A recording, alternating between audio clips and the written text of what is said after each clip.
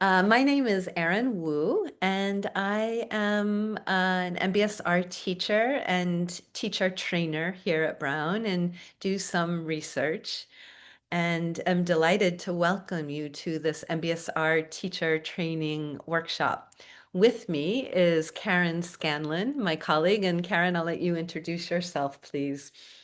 Yeah, hi, I'm Karen Scanlon. I have been working at Brown for over 18 years and so happy to be here today with the mindfulness group. And I assist in questions on registration or anything else that you might need.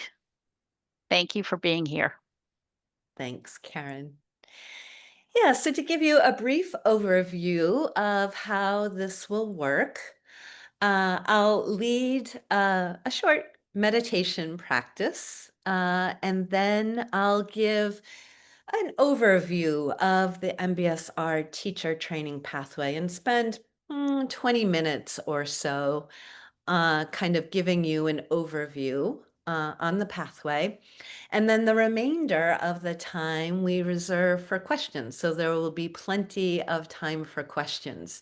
So you can unmute yourself and ask a question, raise your hand. You can type a question in the chat.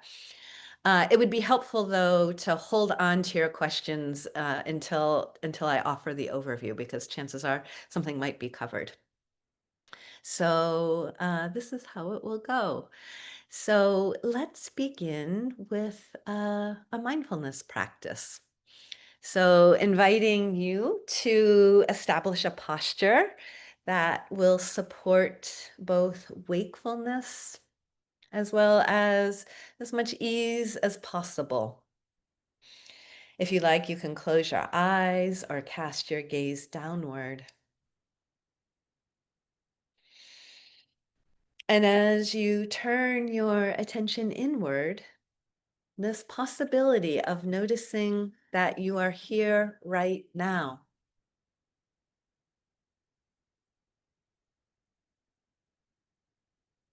This life, a series of moments throughout the day, throughout the week, month, years, and yet the only place we ever live our lives is this moment right here.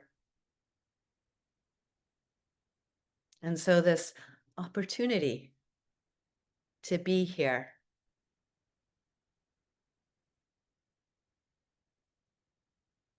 to live this life.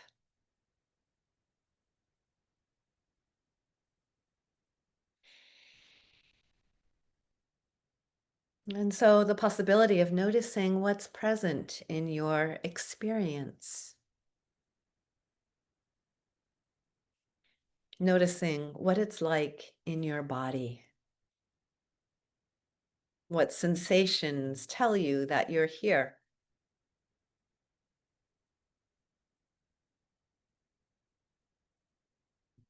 Maybe you feel the way the chair is supporting you, carrying all of your weight. Maybe you're aware of clothing touching your skin.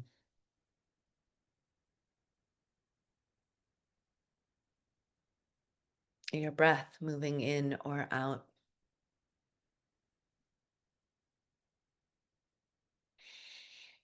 Perhaps there's sensations that are pleasant that you're drawn to, and others that are unpleasant. And this possibility of noticing whatever's here, that there's a real power in recognizing what's here, just as it is.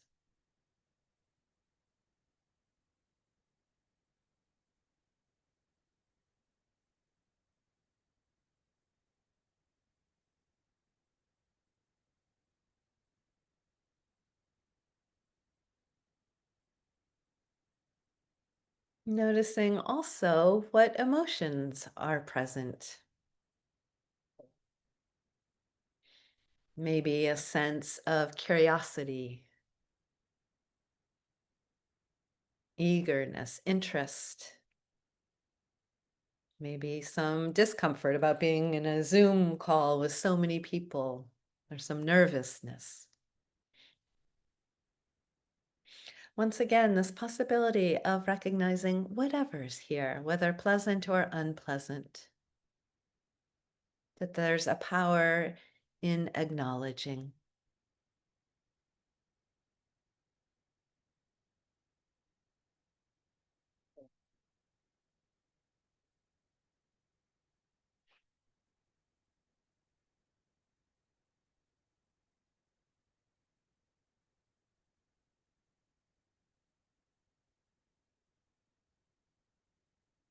And noticing too what it's like in your mind.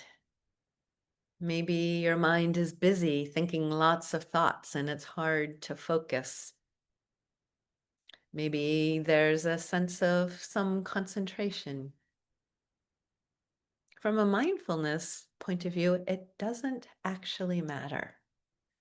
Mindfulness is a practice of noticing what's here, whether it's pleasant or unpleasant. So noticing what it's like in your own mind.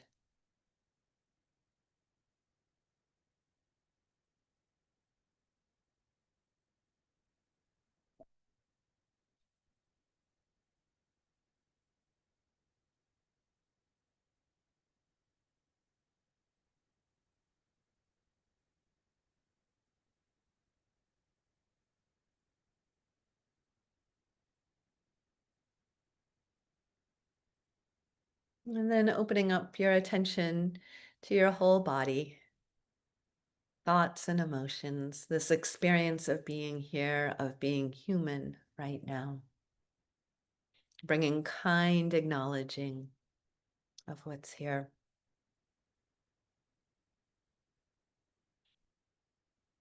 And in a moment, you'll hear the sound of a bell ringing. And when you do, if you like, you can turn your attention fully to that sound until you can't hear it anymore.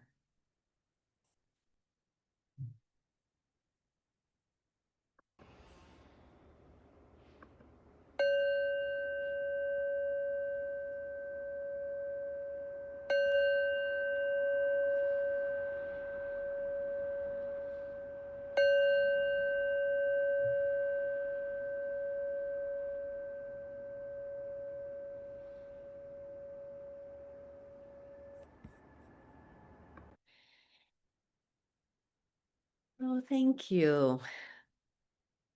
Inviting you to open your eyes if you haven't, and really appreciate the opportunity to practice with you. And a number of you logged on since we started. And so just to repeat, my name is Erin Wu, and I'm a teacher trainer here at Brown. Karen Scanlon, my colleague, who will be supporting answering questions in the chat. And we're delighted to welcome you. So I will now offer an overview of our MBSR Teacher Training Pathway, spending approximately 20 minutes, give or take, kind of giving you a broad overview, and then we'll reserve the rest of the time for whatever questions you have. So with that in mind, I am going to share my screen, and I'm going to start by sharing you a graphic of our level 1 MBSR teacher training pathway. And I'll also show you the full training pathway. And undoubtedly, some of you have been on the website and seen it all. I think it's really helpful to focus just on level 1 um, because there's a lot involved in it, and there's a lot that happens just at level 1. So with that, I will share my screen. So this is on our website, and you'll notice that there are these different bars. So there are 2 courses in the level 1 pathway with two prerequisites for each one, and each one leading to a different qualification. So the first course on the training pathway is called MBSR Foundations and Facilitator Training. This is a 10-week class in which we are exposing you to MBSR, mindfulness-based stress reduction, to the curriculum, to the role of the teacher, to all of the things behind the scenes about teaching the class, the underpinnings and frames and all of that. And it's done in, from my point of view, a really great way because you take the MBSR class with your foundations cohort and the general public. So it's a large class. And then the next day or a day or two later, you meet with the foundations class and you're a much smaller group of up to 12 people. And you have an opportunity to talk about your experiences from that MBSR class. What, what are you noticing about your own personal practice? What did you observe about your teacher, about how the group was forming, the themes that were emerging, the kinds of questions people were asking? So it's a great way to immerse yourself in the teaching of mindfulness. This particular way we do it through MBSR. And then we're also training you to become mindfulness facilitators. So when you complete this class, you're not an MBSR teacher, but you are a mindfulness facilitator. So what does that mean? You are able to guide short meditations, to lead introductory workshops, to introduce people to mindfulness, like an hour and a half workshop, or maybe a weekly series, 3 or 4 weeks long, introducing some introductory topics. So when you successfully complete that course, you are a mindfulness facilitator, and we issue, it's called a Credily badge, which you can use to show people this credential from Brown University. So there are some prerequisites before you can take that MBSR Foundations course. And so one of them is to take the MBSR course first as a participant. You probably just heard me say you'll take it again when you're in the Foundations course, but it's really important that you take it first just for yourself to see, well, is this actually a class I want to teach? That's an important question. Let me take the class and see. But also, mindfulness teaching arises from one's own mindfulness personal practice. That if I don't have an established practice of my own mindfulness practice, I can't offer much to other people. It's not like a number of other things where you can go read a book and then teach it. Mindfulness is something you know from the inside. So it's an opportunity to engage with these specific practices and deepen your own mindfulness practice. So that's one prerequisite. The second is to take a retreat, to attend a silent meditation retreat. And there are two options here. You can do one 5-day, minimum 5-day retreat. It can be longer than 5 days, or two 3-day retreats. And so, just as I said before, it's really important to have a well-established mindfulness practice. So, taking the class supports that, as does having a more concentrated possibility of practicing day after day for several days. So, that's a second prerequisite. And then the third is to have your own established personal practice of 2 years. And sometimes we can make an exception to that of less than 2 years, but it's really helpful to have an established practice. So those are the three prerequisites. And once you have those, then you can register for this foundations class. We offer the class 4 times a year, so you never have to wait very long to take it. We offer it every season. We're just starting our current classes this fall. We'll offer it again at the start of the new year and so on. So we offer both MBSR and the Foundations class 4 times a year. So, as I said, when you finish that, you are a mindfulness facilitator. And for some people, that's all that they're looking for. Some people aren't actually interested in teaching MBSR. And so, if that's the case for you, you want to integrate it into your other work, whatever interests you have, that may be enough. For people who are interested in teaching MBSR or even not, but want to deepen their teaching practice, you can continue on to the next course, which is called the Teacher Advancement Intensive. So this is indeed an intensive course. It's a 5-week course, which takes place over 3 weekends with one weekend off in between. So it's a Thursday, Friday, Saturday, and then the next week off. The third week, Thursday, Friday, Saturday. The next week off, and the fifth week, Thursday, Friday, Saturday.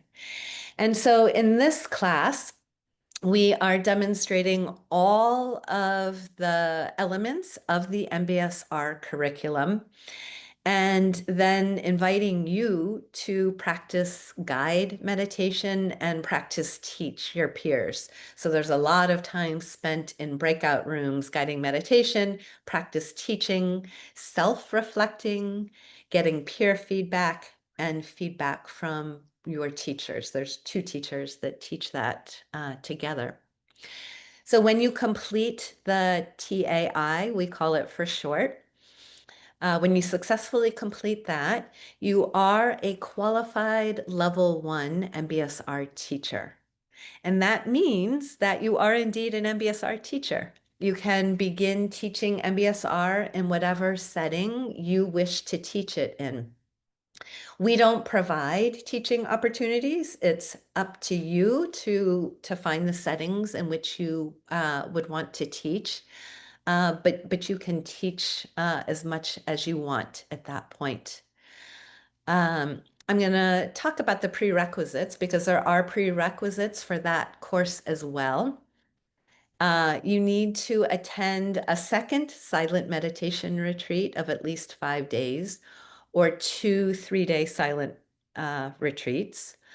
You need to engage in some independent study, which we identify in the foundations course and provide you resources so that you can engage in that study on your own. And then you need to teach a minimum of 3 introductory programs. And we prepare you for that as well. You do some practice teaching to get yourself ready for that. And we provide you a lot of information on that. So once you meet those 3 prerequisites and at least 3 months has passed since you completed the foundations, you can continue on with the TAI. So that's level 1.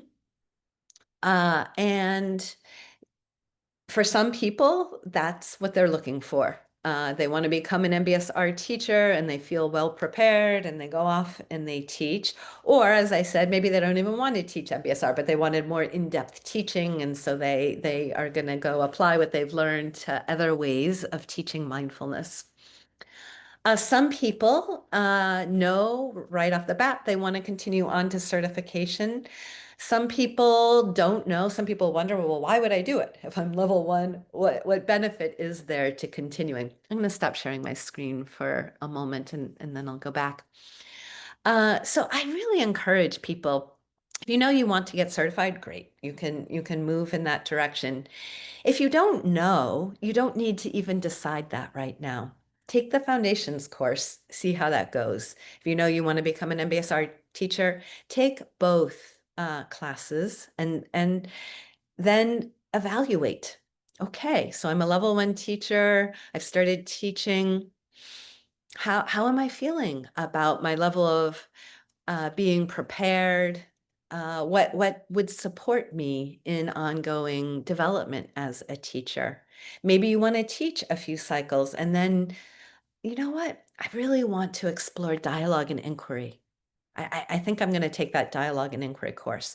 So maybe your need will determine that you want to continue on, but there's no need to decide that right now unless you know. Some people know they want to become certified. There are some settings where people are looking for certified teachers, and there are many settings where you do not need to be certified. So that's a personal choice. Um, the level one, the, Become certified. There are some where um, I don't know if I can't hear what you're saying. We'll have time for questions in just a moment. um, If you wouldn't mind muting right now. Um, I'm sorry, I lost my train of thought. Many organizations settings don't require you to be certified, so you can complete the training, the level one training in a single year. And it's self-paced. You could take one course 1 year, you could wait a year because there is both a time commitment and a financial commitment. So everything is self-paced. So I'm going to share my screen again and show you the full training pathway for the full certificate, uh, with the understanding that it's more to take in, and I'm not going to cover it thoroughly, but just to show you what's involved. Okay, so this first part right here is the level one that I just walked you through. So beyond that, there is additional coursework. There are two courses sequentially, the MBSR Curriculum Study Group and Skill Building Workshop, and then individual mentoring. And then there are these two courses down here, which you can take anytime after you complete the foundations course, Dialogue and Inquiry and Ethos of MBPs. And then there are two additional retreats. So all of that, when you complete these two courses, you're a level two qualified teacher. And then if you decide to apply for certification, you apply, we review your application, and once you successfully complete that, we issue your certification and you are a fully certified teacher. So that's a brief overview of the training program. Karen, anything you'd like to add? No, just so you know, I've been answering questions in the chat, Erin, directly to people who have asked, as well as to the larger group. Great. Um, and I think as we go forward, maybe the best use of questions would be for people to raise their hand in the reaction like this. So then we can take care of questions in order of people Okay, who ask them. Does that sound great. good? That sounds great. Thank you, Karen. So she said in the reaction, so on my screen, there's a heart in the icons at the bottom and it says react. And if I click on that react, there's a raise hand feature.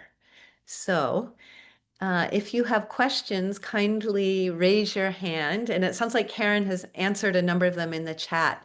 So if your question didn't get answered, please raise your hand and happy to take any questions. Hello, is it Vitze? Yes, that's right. And nice to see you again, Aaron. We did an MBSR course together, but I'm sure you've Ah, seen yes. faces online over time. Yeah, good to see you. Um, yeah, good to see you. I had a question which may be a little strange, but I'm no stranger to that. Um, I I have a Zen Buddhist practice, and so kind of a dilemma or maybe a concern for me is if I would do the 8-week course again as a participant, and also if eventually I would potentially teach it, um, would you recommend to follow the practices of the MBSR course during that period, or would it also be okay to stick with the practice that I'm engaged with more longer term? Uh, Yeah. yeah, Yeah, I can thank see. you. That's a really important question. So whatever background you come from, so in your case, Zen Buddhism, and others of you may have a Buddhist practice or Christian meditation or Jewish or whatever it might be, whatever background you come from, we really honor that background. That's important to what brought you here. At the same time, the MBSR practices are also really important because if you're going to be teaching, you need to be engaging in those practices. And so what we suggest when you're taking the MBSR course itself is that you fully engage in the MBSR practices. And then outside of that, that you determine how to honor both of those traditions, your desire to teach, because it's not just like I did the 8-week course, so I've got the body scan, I've got the yoga, I'm all done. You need to be engaging with them regularly, as well as the practices that have nourished you and brought you to where you are now. So that's up to you to determine. Is it every other day, or do I do some of my Zen practice, some MBSR? You determine what works best for you there. Yeah. Thank you Thank very you. much. Yeah, you're very welcome. Nadia. Hello. My question is about the prerequisites for the retreats, silent retreats. I've been practicing Buddhism for 35 years, and I've done about 4 or 5 silent retreats, 5-day retreats at the temple in New York. It's a Tibetan Buddhism temple. Would that qualify for the prerequisites, or should I do the other ones that you offer? Yeah, so that's an important question. I can't answer that for sure. What I can say is likely those would qualify. And so the reason I can't say for sure is I don't know exactly what the makeup of these retreats was that you attended. However, you can take a retreat anywhere in the world as long as it meets the basic things that we are looking for. So I'm going to uh, show you on our website where you can find information about the retreats.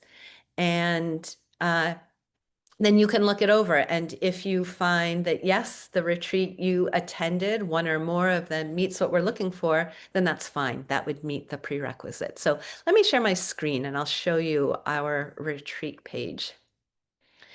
So this is qualified retreats. This is a brief overview of retreats. Here are locations, and these retreats right here, these offerings are offered by our Brown faculty, and so these would meet our requirements. We don't offer retreats at Brown, but some of our faculty do, so you could take any of these. These are some places that at least some of the time offer retreats that meet what we're looking for, so you could look into those. And then down here is what specifically we're looking for. So Nadia, in your case, you could read the specifics. So each retreat includes a minimum of 12 hours of retreat time, in which at least 8 of that is formal practice, and so on. So if you found that the Tibetan retreats that you attended aligned with that, we would accept those retreats. Does that answer your question, Nadia? Yes, thank you. And the retreats, it's a temple is very strict and follow a lot of rules. So Yeah, I would imagine it would. Yeah. Yeah. Thank you. You're very welcome. Hi, Randy. Hello. I have 2 questions. One about the retreats. For example, how about the proof?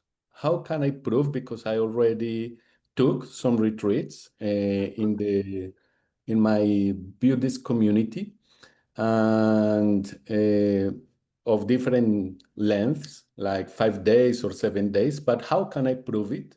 Sure. And the second one, it's about the following dates for the next events, especially for the foundation course, which is the one that I am interested. Sure. So in terms of proving any of the things that I said are prerequisites, we don't need any kind of documents from anyone. We trust people. So when you register for the foundations course, you will be asked to provide the dates of one retreat that meets our prerequisites. So I took it 2 years ago, January, whatever the dates are, who the teacher was, what the location. So just the basic details of the retreat. Likewise, for the MBSR course that you took, you could take it with us. You can take it anywhere in the world. And then likewise, you will be asked to tell us to describe your personal practice. And so you would just describe what your practice is.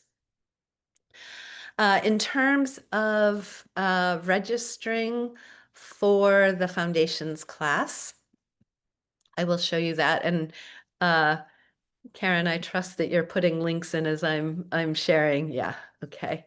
So I'm going to share my screen again. Okay, so this is our home page. When I click on register, that's interesting. This ethos isn't usually here. So here's the foundations course. I click on the foundations and you'll see the winter courses are posted here. And so there are 4 different courses you could take, and you need to click on the plus sign to find the details of each one. So I won't show you all of those, but there are 4 different courses you could consider. And we typically have 1 and often 2 the sets of classes. So our spring classes will be posted soon as well. Yeah, thanks for those questions, Randy. Anna. Hi everyone, I'm Anna from Germany. I would like to ask something because I'm not sure I understood it clearly. Maybe it's not so intelligent, but I will ask anyhow. What exactly is the difference between the first course and the second course? Is that mean that with the first course I can offer meditation to others, and with the second one I can teach others how to meditate with others, or something like this? Yeah. Thank you for that question. So when you complete the foundations and facilitator training, you are a mindfulness facilitator, which means you can guide short meditations. You can teach introductory programs, an introduction to mindfulness. Maybe it's an hour long, maybe it's a series of 3 over 3 weeks time. So you can teach anything in that range. When you complete the next course, the TAI, you're an MBSR teacher. So at that point, you can also teach the full 8-week MBSR class. Does that make sense? So you mean practically after the second course, somebody can do this 8-week foundation program? Well, 8-week MBSR foundations MBSR. is a teacher training class, but yes, you can teach the 8-week MBSR class. Okay, thank you. And I would have another question, if possible. For this 2 years personal practice, you said earlier that we don't have to prove anything, but what exactly do you mean by this 2 years personal practice? You mean in practicing the meditation, or? Correct, that you need to have an established meditation practice of 2 years. Okay. Yeah, and you Thank you don't very need much. someone to write a letter with that, but you will be Okay. asked to describe what that is. Okay, thank you very much. You're very welcome, Anna. Hello, is it Iriana? Yeah, it's Iriana. Hi. Hi. My question is regarding, I know that you just pulled up the each one will have 4 options, it sounded like, but I'm curious about like asynchrony and pacing because of my work schedule. So like how much of it is self-paced and how much of it adheres to a specific time with live individuals, and then like also how long you have to get it done, I guess, if there isn't like a consistent time that you could come, if that's possible. Sure. So almost all of our classes, well, first of all of our teacher training classes are taught online. We don't offer any classes in person. So we have people taking them from all over the world, which to me is really exciting. So that's the first thing. The second thing is almost all of our classes are taught live, online, in person, synchronously. There's only one course, the ethos course, that has some asynchronous components. And so, yes, you do need to show up for class time when it's offered. And the expectation when you sign up for a class is that you can attend all of the sessions for the entirety. Now, we understand, of course, that people get sick or emergencies happen, so that's not an issue. But we do expect that your schedule is clear, that you're not traveling for work one week, that you're able to commit fully to it. So sometimes that means planning out pretty far in advance to make that happen. So I guess an additional question that might help me more is like regarding the 4 different options, say for per se in the example you gave, offer different time slots that so that different people can pick different cohorts. Correct. Okay, and so it's that just does that fluctuate like semester to semester for the 4 that are offered, or is it pretty consistent? Like if not this semester, the next semester will have pretty similar times. It does fluctuate. Some of the times stay fairly consistent and some fluctuate. So it depends. Yeah. Okay, so I'm hearing just finding the one that would work with my schedule so that I could attend all the meetings, which obviously is ideal, but I was just curious about that because I'll probably have to take PTO in order to take like some of these. Yeah. Okay, thank you. Yeah. I mean, in terms of having to take PTO, I know in January that one of the classes is being held on Saturday. So for those of you who work, a Monday through Friday work week, that can be a good option. Awesome, thank you. That's really helpful. Yeah, you're welcome. And in that case, you take the MBSR class in the morning and the foundations class in the afternoon. So it's a full day. Yeah. Carrie. Hi. So roughly how many people register for the class each session, the course, I should say, and then how many people tend to complete all the way through the level 1 MBSR teacher certification? Yeah, thank you for those questions. So which class are you interested in? The foundations class? How many people are? Well, no, through roughly how many people complete through to the level 1 Oh, certification? I was referring to your first question. Second yeah. question. You know what? That's an excellent question. I don't have that in okay. front of me in terms of how many people go through. Or maybe the foundations will give me an idea. I'm just curious how many people are expected to kind of be together in class, and then really how many end up. Yeah, so in a foundations class, we have capacity for up to 12 people. Sometimes our classes are full, sometimes they're smaller, so that ranges. The MBSR classes are quite large. We have capacity for 37 people in the MBSR classes, including foundations. The teacher advancement intensive has capacity for 33 students, and there are 2 teachers in that class. Okay, thank you very much. You're welcome, Carrie. Hi, Sarah. Hello. I have a question that may be specific to me, but I'm curious. So I'm a clinical psychologist and I have a lot of training in mindfulness-based treatments. And I'm just trying to think about doing MBSR in a clinical setting.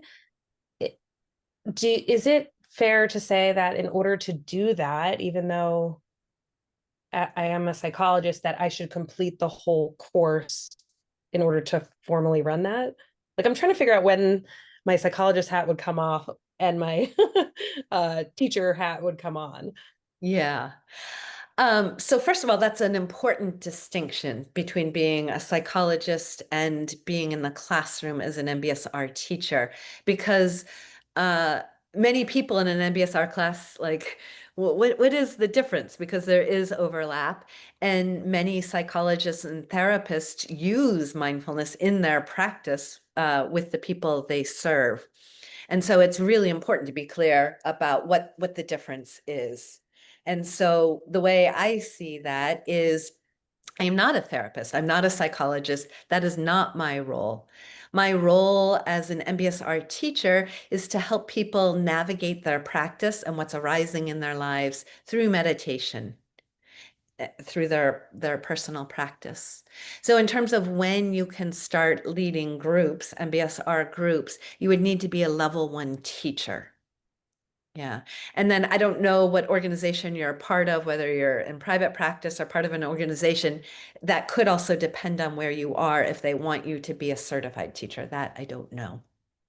Okay. But like and then would you say that this is really not, can this be integrated into clinical world? Like, could this be a clinical intervention led by a psychologist with that Absolutely. lens? Yeah. With Okay. the lens of being a psychologist, absolutely. But it would be important to be clear about what you're doing, whether it's one-on-one work or with a group, that I'm acting as a psychologist here. So now it's no longer MBSR. It's based on MBSR, but I'm adapting it for my practice of psychology. Okay.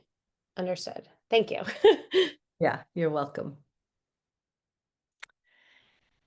Yeah, so I understand Karen has been monitoring the chat, so thank you, Karen. Any questions that haven't gone answered in the chat, or any lingering questions in the group that you'd like to bring forward? Anything you'd like to add, Karen? No, I'm just sort of reading vigorously and trying to answer. We have someone in Madrid who can't raise their hand. Okay.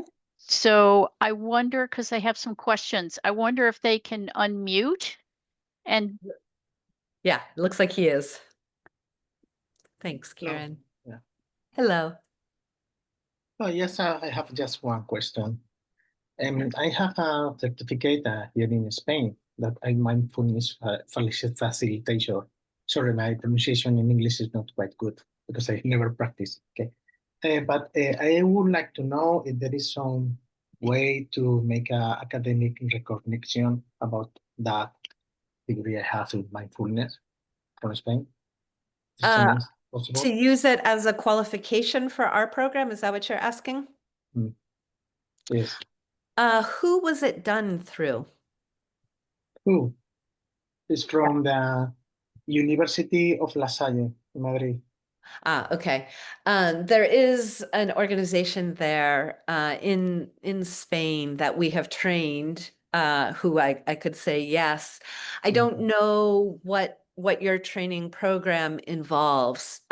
So if you want to reach out to me by email and send me the details, I'd be happy to review that, or even set up a Zoom call and talk about it. But without knowing the details, I'm afraid I can't. Yeah, I can send you the information. Thank you. Yeah. Karen, would you kindly put my email in the chat?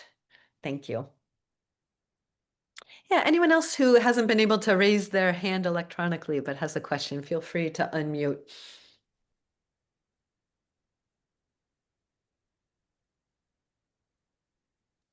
Mariana.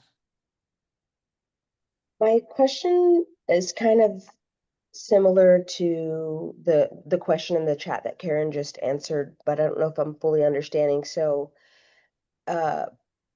does the amount of time, like say my 2 silent retreats were 2 years ago, sequentially, right?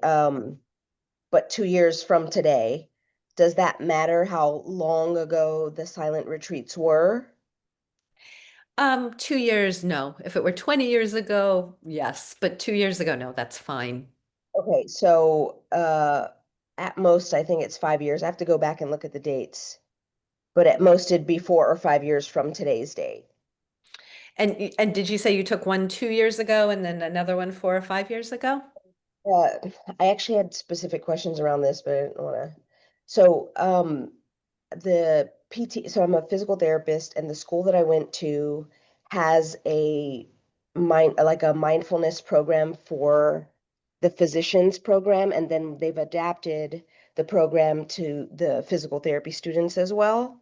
And so through that program, we did monthly like coursework and journaling and meditating and all of the things. And each year we did a weekend silent retreat. And so I'm now 2 years in my practice. So these retreats would have been maybe 3 and 4 or 4 and 5 years ago. Mhm. So that's my I curiosity. see. Yeah, and so when you say weekend, were they 3 full days of silent meditation, at least 8 hours a day? I need to double check. I believe so. But I just need to like sit down with dates and see if they were. Yeah. So check the retreat link that Karen put in, please. And if it looks like they meet them, then yes, 3 and 5 years would be okay. Okay. Thank you. Yeah, you're welcome. Is it Andrea? Yes, it is. Thank you. I was looking at the silent retreat list and a lot of them are virtual. Can you give some pointers on the one that was in Rhinebeck? I believe the in-person one is already full. Was trying to accomplish that before the winter programming start. Can you give some input where you think an in-person one? Looks like a lot of them are virtual. Mm-hmm. Yeah. I mean, I can do virtual. I would just prefer to do in person. Yeah. So are you looking at the 5 teachers? Are you looking at those or the bigger list? I looked at both. I clicked on the Yeah. links above and then the list below. They're not links. It's just, a list. So I'd have Right. to. Right. You have to look those up. So what I can say is some of our teachers offer in-person retreats. There was one that you just missed earlier this month. The first one, ART, or the first link, I can't remember exactly what it is. Bob Stahl, he offers a lot of in-person retreats. He also offers a lot of virtual. He offers a lot of retreats, period. So I would check that one again. And he hasn't yet posted his 2026 retreat list. I hear you saying you want to start in January. Finding an in-person retreat with just a couple months may or may not be possible. You might have to dive in and look at a lot of those different places to find one. If there's more flexibility, I feel confident that Bob will offer some of our other teachers. And then I do know that Insight Meditation Society, IMS, which is on that list in the lower section, just posted their in-person retreats. Generally, those fill up very quickly, but because they just posted their 2026 retreats, there are openings there. And they offer in-person retreats every single week. Okay, thank you. Yeah, you're welcome. Mia. Hi, Mia in Paris. My question is, how long do you think, or how long do you estimate it would take to reach the teacher one level if time is not an issue? And Yeah, if time is not an issue, you could sign up for foundations in January, complete foundations, do the prerequisites in the next couple months, and sign up for the TAI in the fall. So by the year's end, you would be a level 1 teacher. Okay. Yeah, Great. so if time isn't an issue, resources aren't an issue, you can do it within a year. Okay. Was it different before? Because I remember looking into this like 5, 6 years ago. This was pre-COVID. And it said 3 to 5 years. And I was just like, oh my goodness, I don't even know if I'll be alive by that time, So has it changed? It did not change. However, people were overwhelmed 3 to 5 years. So that's for the full certificate. If you want to Okay. become a certified teacher, it takes Yeah. that long because in order to become certified, you need to teach 6 full cycles of MBSR before you can apply. So that's what takes so long. All right. Okay. But we started being clear. Level 1 you can do in 1 year and you can be Okay. teaching. Okay. It's much Great. more Good to doable, know. right? Yes. Hopefully we'll all be alive in 1 year. Thank you. Yeah, you're welcome. Hi, Laurie. Hi, thank you. So I'm just starting out. I'm in the 8-week course now, but I've been a yoga teacher for a while, but I'm in the field of higher ed. So for context, teaching and taking courses is my thing. So I wondered though, like if I wanted to go on beyond my own personal practice and do the facilitator or do the level 1 course or beyond, outside of what my own circles are, is there any resources or information on how in demand it is to be a level 1 certified instructor? Yeah, that's a really important question, Laurie, and I appreciate you asking it. That's why I wanted to be clear that everyone's responsible for finding their own opportunities. And so I don't have like a market report on it, but what I can say is that there's a wide range of people's experiences. And some people just get out there and they start teaching and they kind of make their opportunities. Other people have a harder time finding opportunities to teach.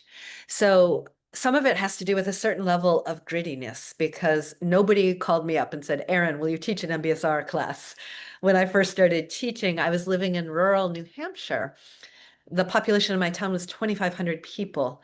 And so, I had to do some legwork. I had to get out there and let people know about it and find a place to offer the classes. And so, it took a certain amount of effort and energy to set those up. One thing that I think is really helpful is that after you take foundations, before you take the TAI, as was mentioned in the prerequisites, you need to teach 3 introductory workshops. And so you're responsible for setting those up too. So that's really important to be able to set those up and find where you'll do those. And that will provide some information. Can I set these up? And if you can't, well, that's important to know too. Yeah. So it's important to go in though, knowing that the responsibility will be on your end. Yeah. And so it's certainly possible. Thank you. I appreciate that.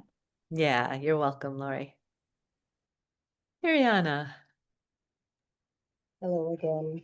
Is it safe to assume that when you are like once you're in the course and you're what you just said, putting together like your groups of people that you're teaching to, that is okay to be in a virtual format? It does not need to be like in person or anything like that. And Yep. it's going to be people that we have found that want to attend our course. Okay, thanks. Yeah. And I'll just say a little bit more about this topic because it is important. So who would I teach to? So your professional contacts. I am a former educator, and so I started offering it to other educators because I think it's so important that teachers practice mindfulness when working with young students. So that was one of my avenues. I mentioned I was living in rural New Hampshire, so I went to the yoga studio right down my street. They have a big marketing list email that they would send out every week of their classes. So I held my class in a yoga studio, and I knew some of the people that came, and then through their marketing, people came. I went to the hospital in the community next to me, Littleton, and they offered me free space, and again, they were willing to advertise in their marketing materials. So you have to look around, maybe your church or your library. It's up to other people, to each of you to figure out, but looking for what you already have established can be really helpful. Rena. Hi, Erin. Sorry, I'm from the phone, so I'm not going to do the video. I have a couple of questions. One, if you could comment on your program in comparison to other programs available in the country, like UCSD, maybe, I don't know, by Sounds True, Tara Brach and Jack Kornfield. There is UCLA also program that they, I think, not continuing, but I've looked at their curriculum. So if you could comment on that, that would be great. and maybe a philosophy behind this curriculum. Was it evidence-based, on research that Brown did, or yeah? Yeah, happy to comment. So I'm happy to comment on our program here at Brown. I encourage you to investigate other programs yourself. I won't make any comments on other programs. So I'm perhaps biased because I'm here at Brown, but I think we have a top-notch program. So we are based in the School of Professional Studies here at Brown, and we also are firmly rooted in the Center for Mindfulness here at Brown. And so there are two arms of the Center for Mindfulness here at Brown. One is the educational side that Karen and I are part of. The other is rooted in the School of Public Health. And we have quite a few really fantastic researchers doing really important work in the field. We are one of the top universities of peer-reviewed articles each year. And our program is very much evidence-based. It's one of the things Jon Kabat-Zinn did when he established MBSR, was brought research to it. And so MBSR is the most researched program, mindfulness program in the world. So a really big and growing body of research, including what our researchers are doing. And so there's this statistic, which is questioned, but it takes 17 years from when research is conducted to when it gets implemented into whatever field that research is done in. Because we are so closely connected with our researchers here in Brown. In fact, our academic director, Eric Laux, is also the director of the Mindfulness Center and is doing some really important research in the field himself. So we have really strong ties to the research that's being conducted right now. Beyond that, we just updated the MBSR curriculum. It is authorship of people from around the world, but we were the lead organization with Jon Kabat-Zinn to produce that curriculum. We are closely connected with Jon.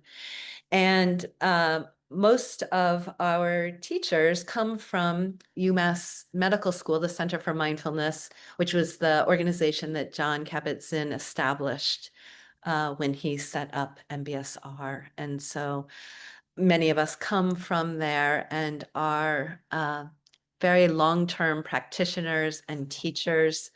And on a personal note, I can tell you, I have deep respect for my teaching colleagues. You are in really good hands if you choose a class through us. Does that answer the question, Rena? No, this is great. Thank you so much. And yes, so I got to meet Jon too, and he's just wonderful. And are you is Dr. Wallaby, I believe, is she involved at all in this program? I didn't see her name. Are you talking about Willoughby Britton? Yes. Yes. Yes, she's one of the researchers at the Center for Mindfulness. And yes, her work is integrated into what we do. Oh, this is great news, great news. Thank you so much. Thanks. All right. Appreciate you all and your interest in our program. Thank you for spending an hour with us. We are out of time. Karen has put contact information in the chat, so encourage you to reach out. We offer advising sessions one-on-one where we're happy to answer questions. You have my email. You can reach out to me by email. Happy to answer any questions and stay in contact. So thank you so much for your time and hope to see you in a future class. So inviting you to unmute if you like and say goodbye to everyone. Thank you. Bye. Thank you very much. Thank you. Thank you so Bye. much. Bye. Bye. Thank Thank you so you. much. You're very welcome.